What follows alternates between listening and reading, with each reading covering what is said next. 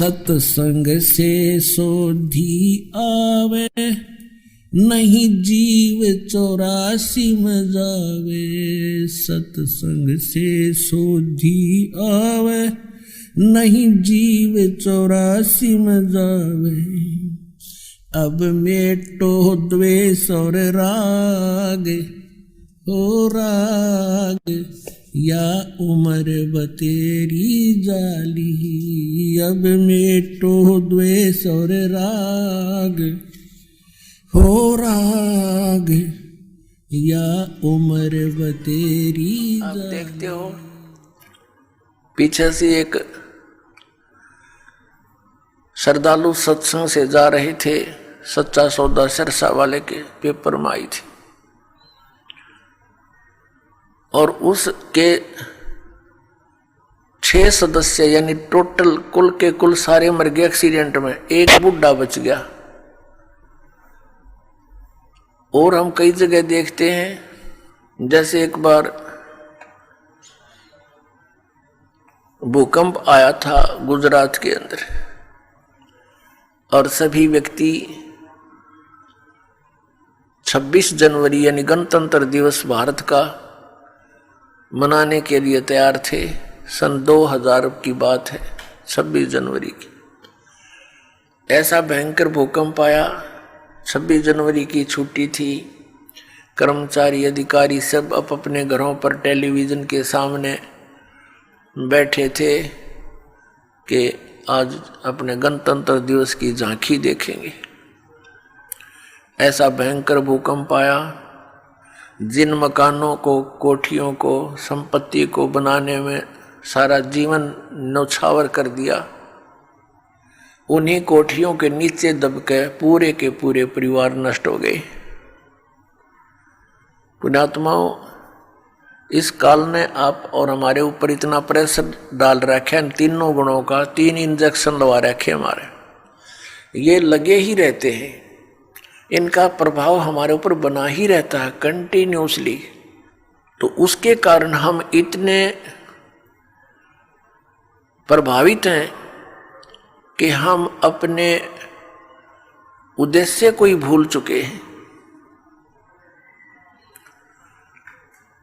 अब विचार करो, जो व्यक्ति उस भूकंप में मर गए या दुर्घटना में मर गए, वो कौन सी क्रियाएं किया करते थे, उनके क्या उद्देश्य थे, उनकी कितनी इच्छाएं थी, और हमारी क्या है, हम क्या सोचते हैं, हम कर क्या रहे हैं।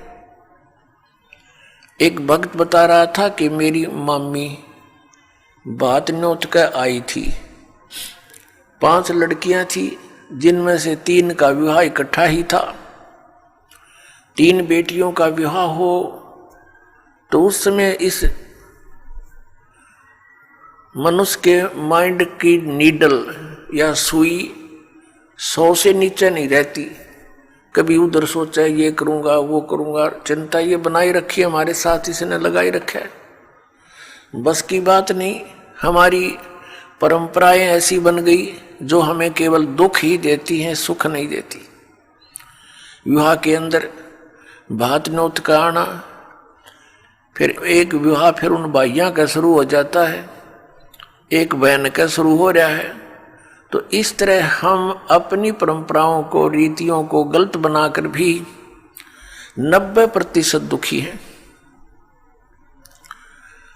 अब वो रोहतक बस स्टैंड पर खड़ी थी, एक बस से उतरी थी, दूसरी का इंतजार कर रही थी, और खड़ी खड़ी सोच भी रही थी, क्योंकि जिसके 3 बेटियों का ब्याह हो,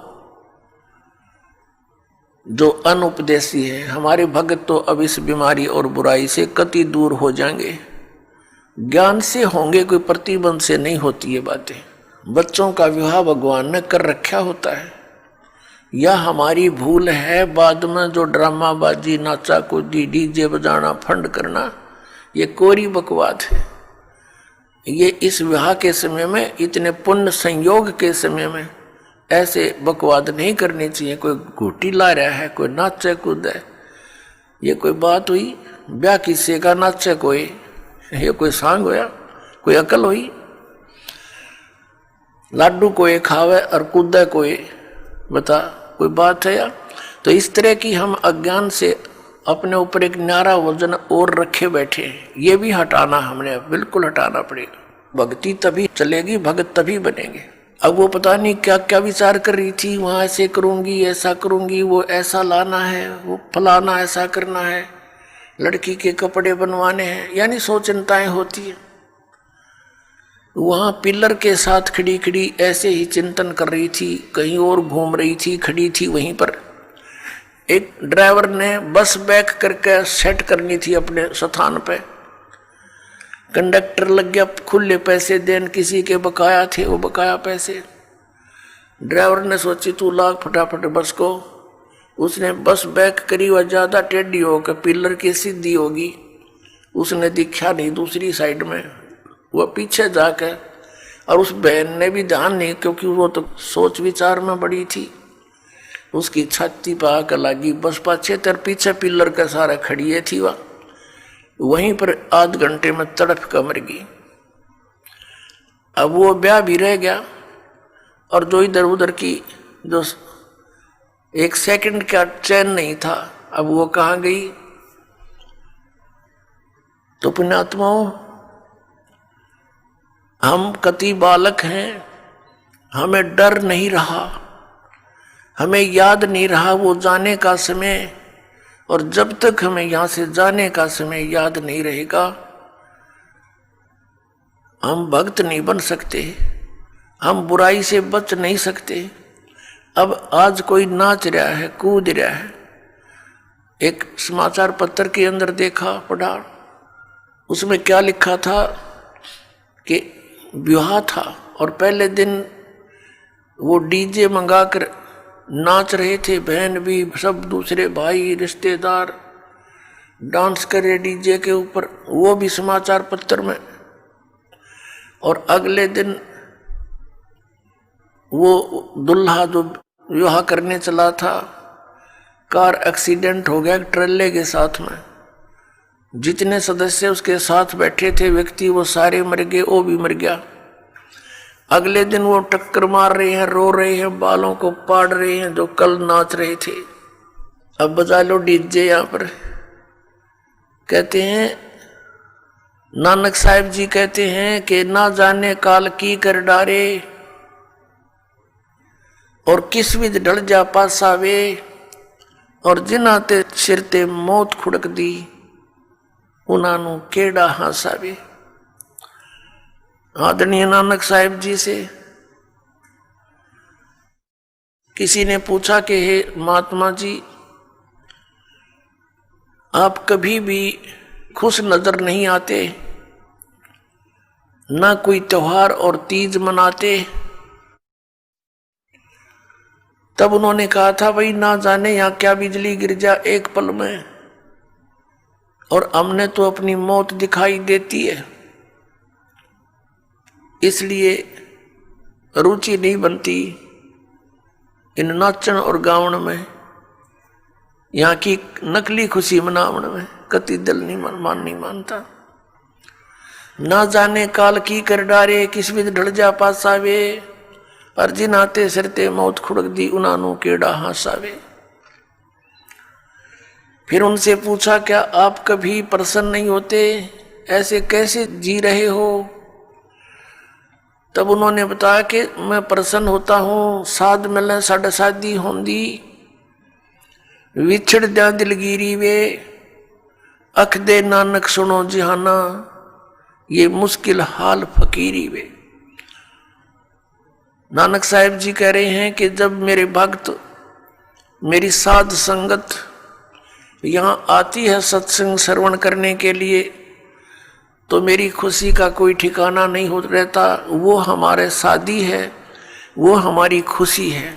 और जब ये वापस जाते हैं संसार में यहाँ से, तो फिर मुझे दिलगिरी होती है, बहुत परेशानी दुख हो जाता है, चिंता लग जाती है कि कहीं ऐसा ना हो ये मेरे बच्चों को जिनको मैंने मुश्किल से मार्ग पर लाया है, सत्य बताया है, परमात्मा का सच्चा ज्ञान समझाया है। कहीं कोई काल, क्योंकि संसार में इस ज्ञान के जानने वाले व्यक्ति नहीं हैं। एक अकेला एक संत होता है जो सतमार्ग देता है। असंतों की गिनती नहीं होती। उनसे प्रभावित अन्य श्रद्धालु भी फिर उसी की बोली बोलते हैं, वही क्रियाएं करते हैं। तो नानक साहिब जी कहा करते कि मुझे फिर चिंता बन जाती है, कहीं मेरी फसल में कीड़ा ना लग जा, यानी कोई काल का दूत इनको भ्रमित ना कर दे, इनका जीवन नष्ट हो जा। कहते हैं साध मिले साढ़ा शादी होंगी, जब ये वापस आते हैं एज इट इज, तो मेरी खुशी का ठिकाना नहीं रहता कि परमात्मा की दया से अभी ये बचे हुए हैं। और विछड़ जा दिलगिरी वे, जब ये यहाँ से जाते हैं तब मुझे बड़ी परेशानी होती है, मुझे चिंता बन जाती है। क्यों बन जाती है? अख दे नानक सुनो जहाँ ना मुश्किल हाल फकीरी वे। फकीरी में भक्ति, फकीर का अर्थ होता है सभी बुराइयों से हटकर सबका परित्याग करके भक्ति करे। तो जैसे भी बुराइयां कुरीतियां संतों ने हटाने की चेष्टा की, तो अन्य समाज ने उसको लगाने की चेष्टा की। तो जिस कारण से भक्त और संसार के अंदर सदा से ही विरोध बना रहा, क्योंकि संसार की जो रीतियां रिवाज हैं वो काल प्रेरित है, वो यही रहने की है। और संतों की मर्यादा इस काल की मर्यादाओं से हटकर है, वो भक्ति बाधक है।